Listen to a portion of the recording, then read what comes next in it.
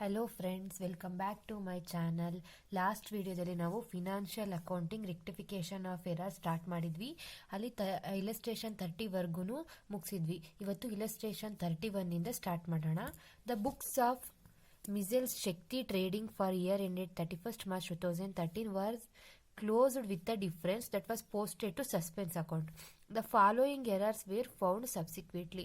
ಶಕ್ತಿ trading account ಅಲ್ಲಿ suspense account open ಮಾಡಿದ್ದಾರೆ. Difference ಇತ್ತು, ಪೋಸ್ಟ್ ಮಾಡಿದ್ದಾರೆ ಸಸ್ಪೆನ್ಸ್ ಅಕೌಂಟಿಂಗ್ಗೆ. ಈಗ ಎರರ್ಸ್ ಇದೆ. ಇಲ್ಲಿ were closed with the difference ಅಂತ ಕೊಟ್ಟಿದ್ದಾರೆ. ಈ ತರ ಕ್ಲೋಸ್ಡ್ ವಿತ್ ದ ಡಿಫ್ರೆನ್ಸ್ ಅಂತಂದ್ರೆ ನಾವು ಯಾವಾಗ ಅಕೌಂಟ್ ನ ಕ್ಲೋಸ್ ಮಾಡೋದು? ಇಯರ್ ಎಂಡಿಂಗ್ ಅಲ್ಲಿ ಫೈನಲ್ ಅಕೌಂಟ್ ಪ್ರಿಪೇರ್ ಮಾಡಿಬಿಟ್ಟು ಇಯರ್ ಎಂಡಿಂಗ್ ಅಲ್ಲಿ ಅಕೌಂಟ್ ನ ಕ್ಲೋಸ್ ಮಾಡ್ತೀವಿ.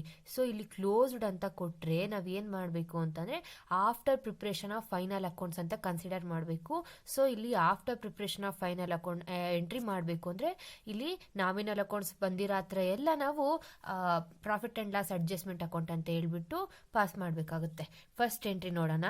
Goods of 12,500 return to Thick and fast corporation were recorded in return inward book as 21,500 and from there it was posted to the debit of thick and fast corporation. ಏನಾಗಿದೆ ಇಲ್ಲಿ ಅಂತ ಅಂದ್ರೆ first ಏನು mistake ಮಾಡಿರೋದು ಅಂತ ಅಂದ್ರೆ ಎರಡು mistake ಮಾಡಿದ್ದಾರೆ. ಫಸ್ಟ್ 12,500 ಇರೋದನ್ನ 21,500 ಅಂತ ಹೇಳ್ಬಿಟ್ಟು ಮಾಡಿದ್ದಾರೆ. ಅದೊಂದು ಮಿಸ್ಟೇಕ್. ಮತ್ತೆ return to Thick and Fast Corporation, ಅವರಿಗೆ ಥಿಕ್ ಅಂಡ್ ಫಾಸ್ಟ್ ಕಾರ್ಪೊರೇಷನ್ಗೆ ರಿಟರ್ನ್ ಮಾಡಿದೀವಿ. ಅದು ಏನಾಗುತ್ತೆ?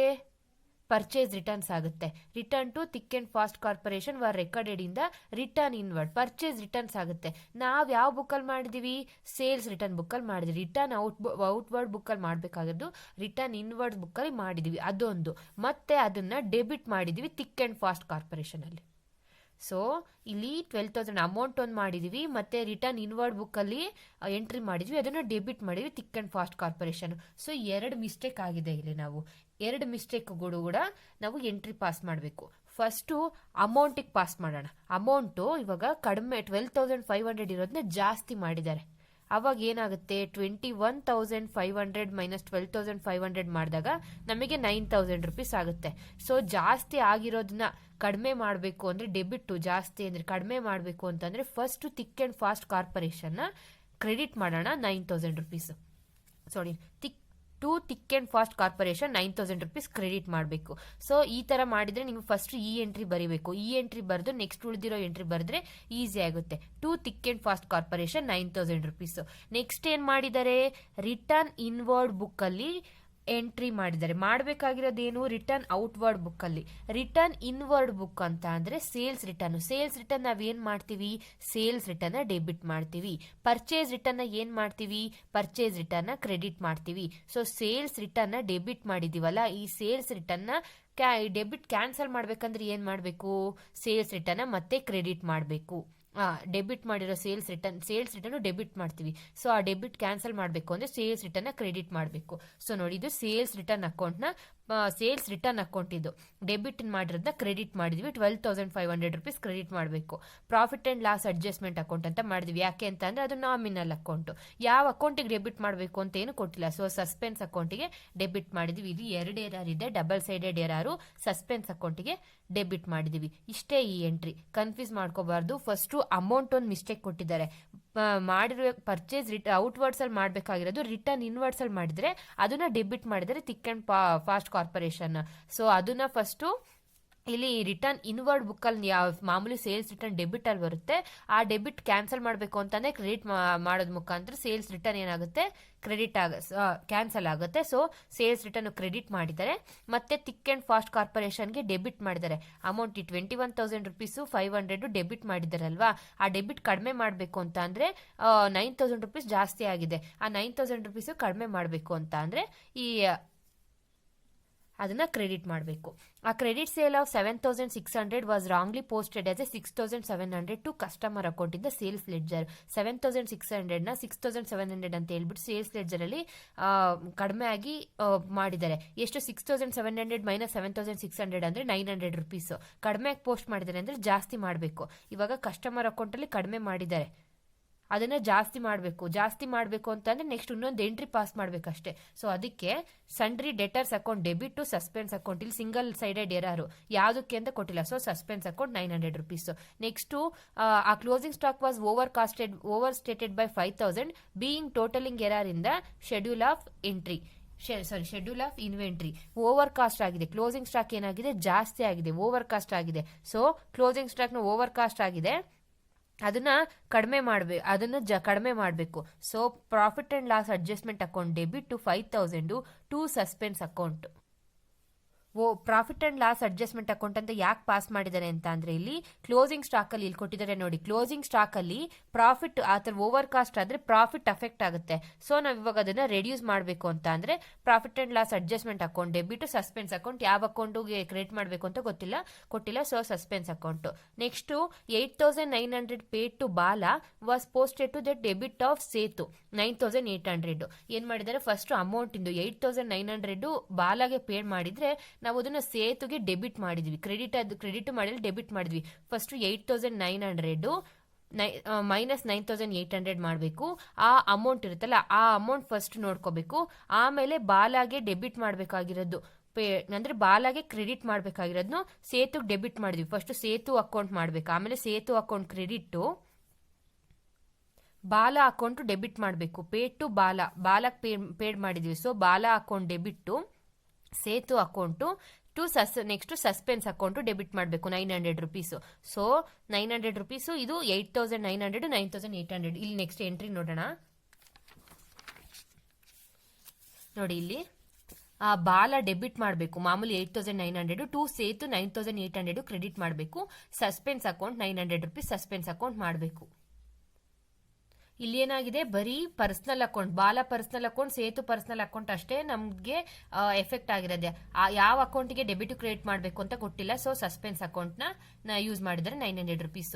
Next entry, goods purchased from Ivan traders for 3250 was entered in the sales book as 3520. ನಾವು ಪರ್ಚೇಸ್ ಮಾಡಿದ್ವಿ ಇವಾನ್ ಟ್ರೇಡರ್ಸ್, ನಾವು ಎಂಟ್ರಿ ಮಾಡಿರೋದು ಯಾವುದು, ಸೇಲ್ಸ್ ಬುಕ್ ಅಲ್ಲಿ 3520. ಎಷ್ಟು ಜಾಸ್ತಿ ಮಾಡಿದ್ವಿ, 270 rupees ಜಾಸ್ತಿ ಮಾಡಿ ಎಂಟ್ರಿ ಪಾಸ್ ಮಾಡಿದ್ವಿ. ಸೊ ನೋಡಿ ಅದಕ್ಕೆ profit and loss adjustment account ಯಾಕೆ ಅಂತ ಅಂದ್ರೆ sales purchase nominal account, profit and loss adjustment account even traders credit ಆಗಿದೆ, ಪರ್ಚೇಸ್ ಮಾಡಿದ್ವಿ 6770.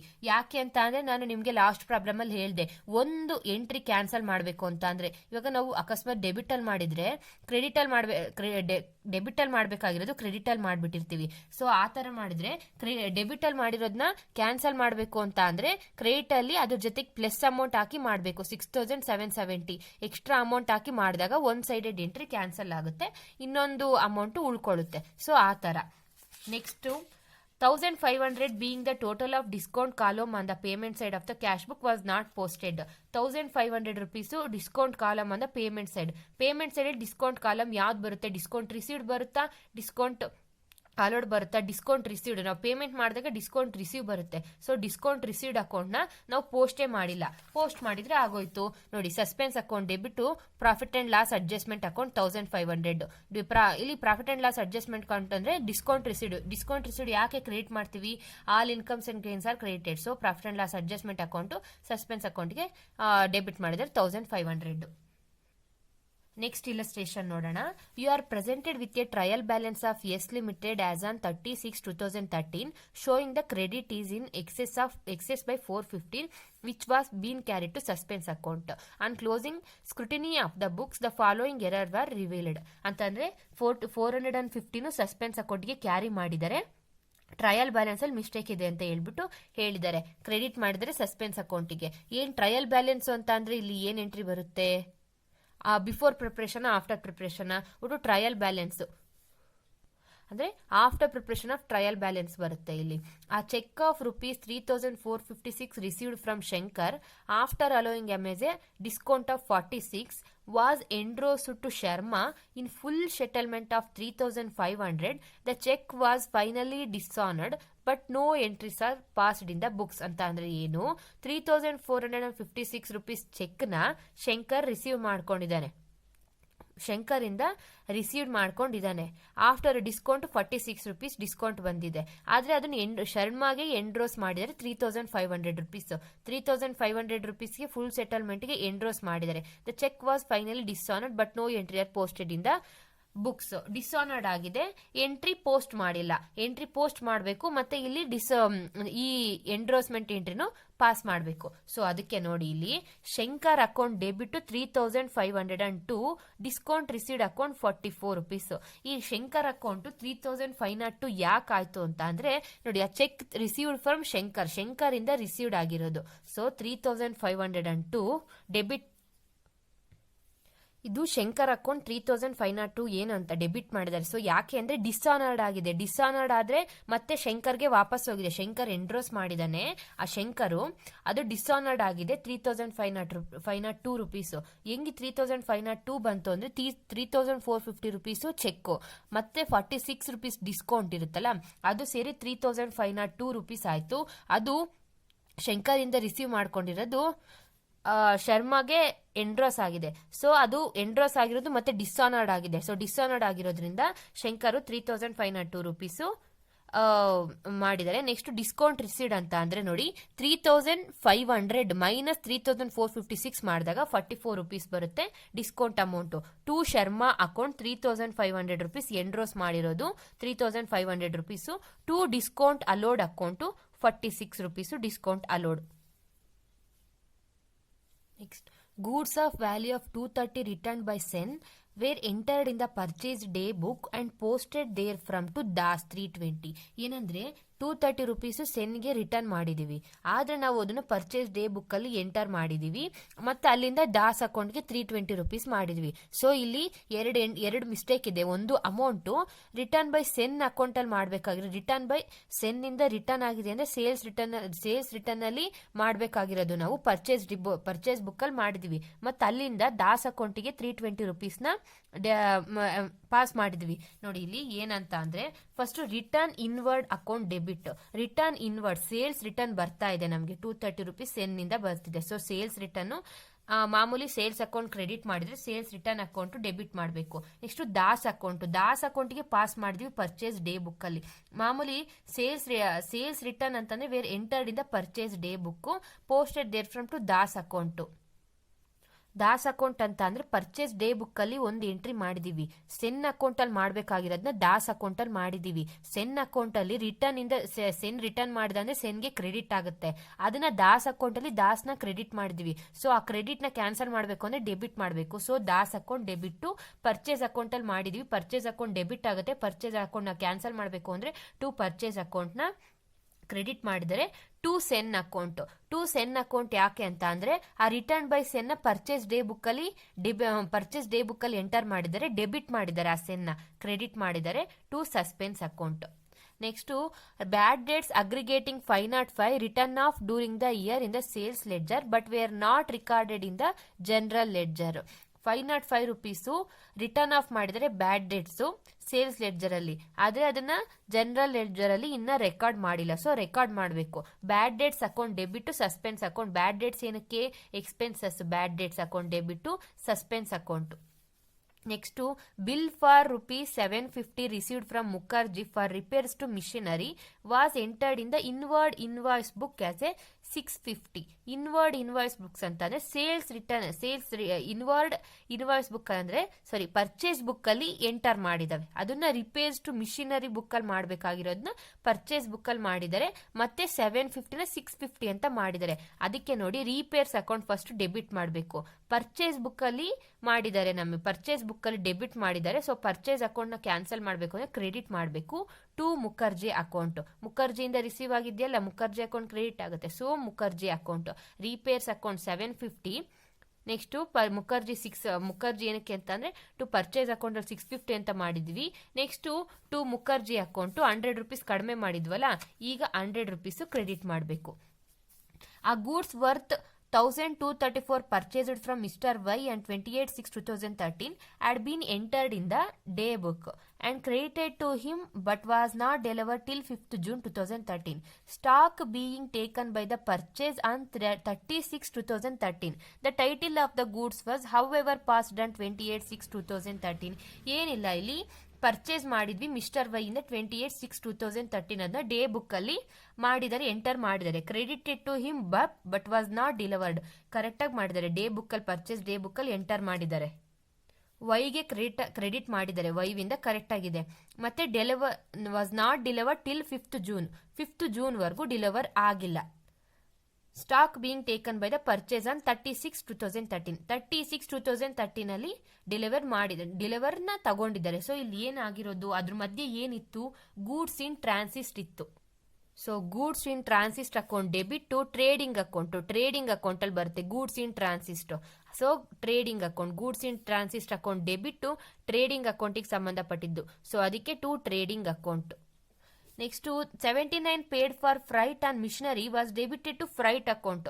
ಮಿಷನರಿ ಅಕೌಂಟ್ ಡೆಬಿಟ್ ಮಾಡೋದು, ಫ್ರೈಟ್ ಅಕೌಂಟ್ ಡೆಬಿಟ್ ಮಾಡಿದೀವಿ, ಅದರಲ್ಲೂ ಅಮೌಂಟ್ ಮಿಸ್ಟೇಕ್ ಮಾಡಿದೀವಿ. ಸೊ ಮಿಷನರಿ ಅಕೌಂಟ್ ಡೆಬಿಟ್ ಮಾಡಿದರೆ ಕರೆಕ್ಟು, ಮತ್ತೆ ಫ್ರೈಟ್ ಅಕೌಂಟ್ ಡೆಬಿಟ್ ಮಾಡಿರೋದನ್ನ ಕ್ರೆಡಿಟ್ ಮಾಡಬೇಕು. ಮಿಷನರಿ ಅಕೌಂಟ್ಗೆ ಫ್ರೈಟ್ನ ಪೇಡ್ ಮಾಡಿರೋದು 79 ರೂಪೀಸ್ ಪೇ ಮಾಡಬೇಕು. ಆ ಫ್ರೈಟ್ಗೆ 97 ರೂಪೀಸ್ನ ಡೆಬಿಟ್ ಮಾಡಿದ್ವಿ. ಸೊ ಅದನ್ನ ಕ್ರೆಡಿಟ್ ಮಾಡಬೇಕು. 97 ಅದು ಕ್ಯಾನ್ಸಲ್ ಆಗಬೇಕು ಅಂದ್ರೆ ಮಿಷನರಿ ಅಕೌಂಟ್ ಡೆಬಿಟ್ 79 ಇದೆ, ಸಸ್ಪೆನ್ಸ್ ಅಕೌಂಟ್ ಬ್ಯಾಲೆನ್ಸ್ 18 ರೂಪೀಸ್ನ ಪಾಸ್ ಮಾಡಬೇಕು. ನೆಕ್ಸ್ಟ್ ಇಲಸ್ಟ್ರೇಷನ್ 33 ನೋಡೋಣ. The books of accounts of A company limited for the year ending 31/3/2013 were closed with a difference of 21,510 in the books of carry forward.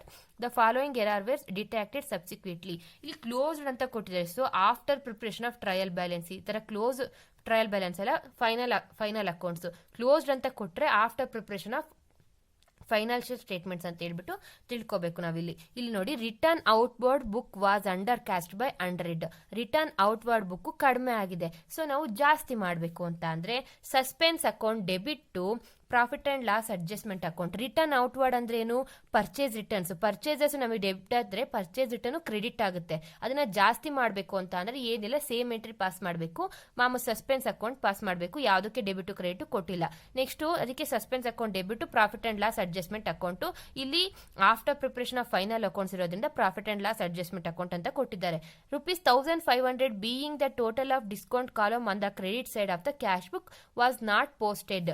Discount column credit side of the cash book. Credit side ಅಲ್ಲಿ discount column ಅಂತ ಅಂದ್ರೆ discount ರಿಸೀವ್ಡಾ discount ಅಲೌಡಾ? Discount received pass ಮಾಡಿಲ್ಲ ನಾವು. So pass ಮಾಡಿದ್ರೆ discount received ಅಂತ ಅಂದ್ರೆ ಡಿಸ್ಕೌಂಟ್ ರಿಸೀವ್ಡ್ ಆಗುತ್ತೆ. ಸೊ ಅದಕ್ಕೋಸ್ಕರ ನೋಡಿ, ಡಿಸ್ಕೌಂಟ್ ರಿಸೀವ್ಡ್ ಆದ್ರೆ ಇಲ್ಲಿ ಡಿಸ್ಕೌಂಟ್ ರಿಸೀವ್ಡ್ ಆದ್ರೆ ಕ್ರೆಡಿಟ್ ಮಾಡಬೇಕು. All incomes and gains are credited ಅಲ್ಲ, to profit and loss adjustment ಅಕೌಂಟ್ಗೆ ಕ್ರೆಡಿಟ್ ಮಾಡಿದರೆ ಸಸ್ಪೆನ್ಸ್ ಅಕೌಂಟ್ ಡೆಬಿಟ್ ಆಗಿದೆ.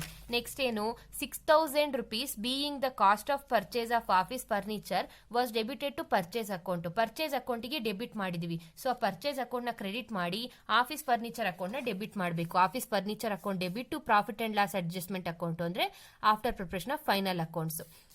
Next, credit sale of ₹760 was wrongly posted as 670 to the customers account in the sales ledger. Customers account ಅಲ್ಲಿ wrong ಆಗಿ post ಮಾಡಿದ್ವಿ. Amount ನ ಜಾಸ್ತಿನ ಕಡಿಮೆ ಆಗಿ ಪೋಸ್ಟ್ ಮಾಡಿದೀವಿ. ಸೊ ಅದಕ್ಕೆ ಡೆಟರ್ಸ್ ಅಕೌಂಟ್ ಕಡಿಮೆ ಆಗಿ ಪೋಸ್ಟ್ ಮಾಡಿದೀವಲ್ಲ, ಸೊ ಅದನ್ನ ಜಾಸ್ತಿ ಮಾಡಬೇಕು ಅಂದ್ರೆ ಮತ್ತೆ ಡೆಟರ್ಸ್ ಅಕೌಂಟ್ ಡೆಬಿಟ್ ಮಾಡಬೇಕು. Debtors account debit to suspense account ₹90. Next entry, the sales account was undercasted by 10,000 being the carry over mistakes in the sales day book. Sales account ನ under cost ಮಾಡಿದ್ದಾರೆ, ಕಡಿಮೆ ಮಾಡಿದ್ದಾರೆ ₹10,000. So ಜಾಸ್ತಿ ಮಾಡಬೇಕು. Sales account ಏನ್ ನಮಗೆ credit side ಆಗುತ್ತೆ. So suspense account debit to profit and loss adjustment account. Next entry, closing stock was over casted by 10,000 being casting error in the scheduler entry. ಇದೇ entry ನಾವು last problem ಅಲ್ಲಿ ನೋಡಿದ್ವಿ. Closing stock was over casted by 10,000. ₹10,000 over cost ಆಗಿದೆ closing account ಅಲ್ಲಿ. So ಅದನ್ನ ಕಡಿಮೆ ಮಾಡಬೇಕು ನಾವು. ಸೊ ಕಡಿಮೆ ಮಾಡಬೇಕು ಅಂತ ಅಂದ್ರೆ ನೋಡಿ, ಇಲ್ಲಿ profit and loss adjustment account debit to closing stock ಅಂತ. Profit and loss adjustment account ಯಾಕೆ ಡೆಬಿಟ್ ಮಾಡಿದ್ದಾರೆ? ಅದು ಪ್ರಾಫಿಟ್ ಅಲ್ಲಿ ಎಫೆಕ್ಟ್ ಆಗುತ್ತೆ. Profit and loss adjustment account ಜಾಸ್ತಿ ತೋರಿಸುತ್ತೆ ಪ್ರಾಫಿಟ್. ಸೊ ಅದನ್ನ ಕಡಿಮೆ ಮಾಡಬೇಕು ಅಂತಂದ್ರೆ profit and loss adjustment account debit ಮಾಡಬೇಕು ಟು ಕ್ಲೋಸಿಂಗ್ ಸ್ಟಾಕ್ ತಾನೇ ಇಲ್ಲಿ ಎಂಟ್ರಿ ಕೊಟ್ಟಿರೋದು, ಟು ಕ್ಲೋಸಿಂಗ್ ಸ್ಟಾಕ್. ಈ ತರನಾದ್ರೂ ಮಾಡ್ಬೋದು.